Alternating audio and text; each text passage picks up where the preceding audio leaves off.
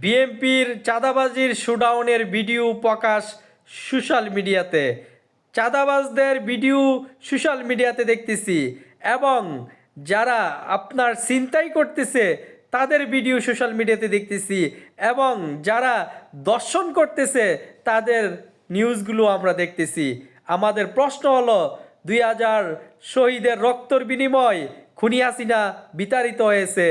এই বৈষম্য বিরোধী ছাত্ররা রক্তের বিনিময় খুনি হাসিনা বিতাড়িত হয়েছে। আমরা কি এই চাঁদাবাজদেরকে দেখানোর জন্য, আমরা কি এই ছিনতাইকারী দেখার জন্য, আমরা কি নতুন করে দর্শন লীগ দেখার জন্য কি এই ছাত্ররা রক্ত দিয়েছে? আজ ডক্টর ইউনূস সরকার যেন ব্যর্থ হয় সেই পরিকল্পনায় এগিয়ে যাচ্ছে কিছু চক্র। আমরা বলতে চাই 2000 ছাত্রর রক্তের হিসাব যতদিন না আসবে ততদিন নির্বাচন এগিয়ে নেওয়া হবে না। যতদিন পর্যন্ত বৈষম্য বিরোধী ছাত্ররা মাঠে থাকবে ততদিনই বাংলাদেশ নিরাপদ। আমরা কি প্রকাশ্যে এই চাঁদাবাজদেরকে মেনে নিব? এই দর্শন লীগকে মেনে নিব? এই সন্ত্রাসীদেরকে অবশ্যই মেনে নিব না।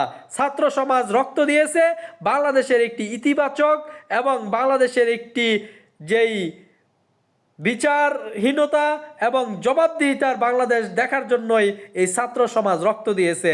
অতএব আগামীর বাংলাদেশে কোনো দর্শন লীগ, কোনো সন্ত্রাস লীগ, কোনো টেন্ডার লীগ থাকবে না এবং বৈষম্য বিরোধী ছাত্ররা অবশ্যই রাজপথে সেটা দেখে নিবে। অতএব বিএনপির এই চাঁদাবাজদেরকে আমরা দেখতে চাই না।